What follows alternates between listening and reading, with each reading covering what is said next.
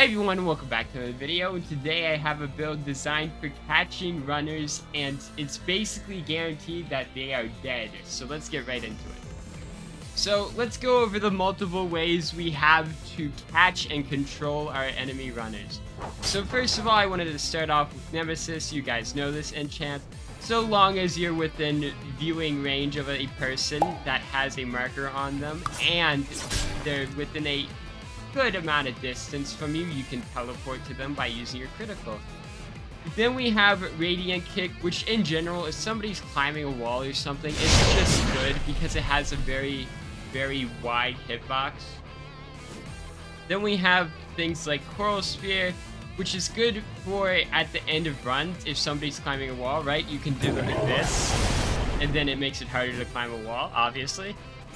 Then we also have things like Static Link. We can apply a Static Link by flourishing an enemy or uppercutting them. I like uppercutting them, so it's just easier. Now, as you can see, he's running away, right? He's running all around. Oh, too bad. Lightning Stream auto tethers to your current Static Link enemy. Then we have Storm Blades, which I know everybody knows how much of a hell this thing is to get out of. And we also have Spark Swap. So if your enemy's on a ledge that you can't get up to, you can Spark Swap. And if they try jumping up there, it's a really good idea to Coral Spear, because then you catch them mid-air. And last, but certainly not least, we have something that isn't a weapon or a mantra at all. We actually have, and I was lucky enough to get, once more, a Legendary Bell, and we have a Mark on Player Teleportation. Now, let me just apply this to him. But the only drawback to this is that you do need to be close, and you do need to have your cursor make sure it's over your enemy. But other than that, it's extremely good, because as you can see, I can be anywhere and I know where he is. Now, I can also teleport to him from anywhere, so if I open a marker right now to him, it just goes to him. So that is one of the most amazing ways of catching runners, and that's personally how I kill people using commonly, is just a combination of the Nemesis, the Lightning Stream, the Storm Blades, and especially the TP. Is the core stuff that you're going to be using. So here's all the talents used in this build. Obviously you can slow down the video, pause the video, but I'm going to just speed through them really quick, so here we go.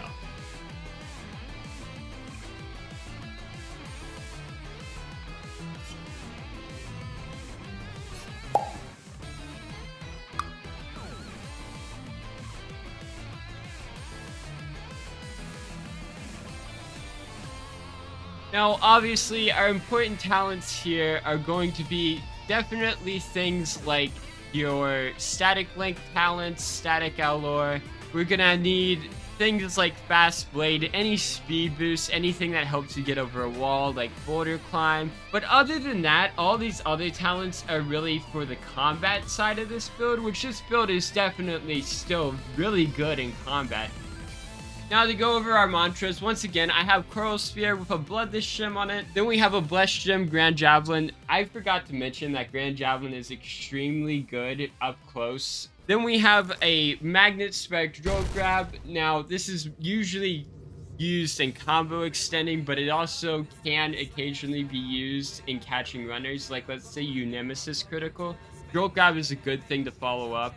Same with Radiant Kick, a good thing to follow up. It has a Wind Gem on it because it's usually the most common mantra I land when catching a runner. Storm Blades has a Blue Gem, and Tornado Spark to make it Storm Caged, because also nothing else works besides Blue Gem. Lightning Cloak has a Blue Gem. You know what Lightning Cloak does. Just speeds up your M1 speed, speeds up your movement. That's important because you usually whiff a lot of M1s trying to catch a runner. Then we have Spark Swap with a Blue Gem. Spark Swap swaps positions. Blue Gem is the only thing that works. Lightning Stream has a Blue Gem just to make sure I can constantly use it, even at low ether and low tempo. And then Rising Thunder also has a Blue Gem.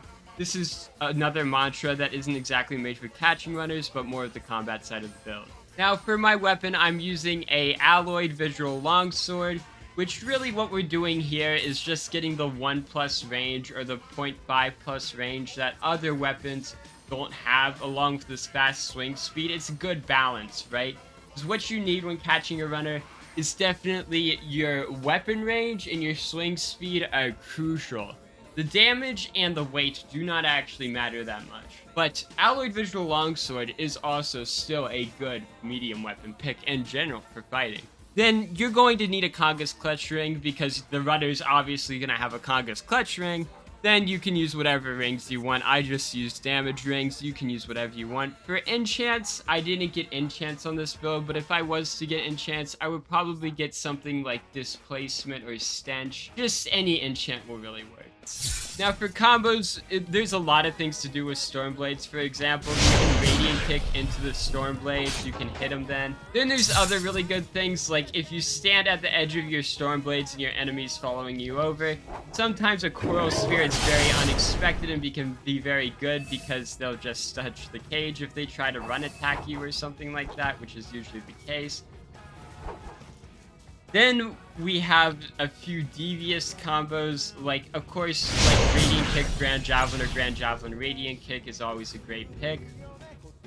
But my favorite combo of all is Stormblades, and then look at this, guys. You can Spark Swap somebody into your Stormblades, and there's nothing they can do about it. Literally nothing.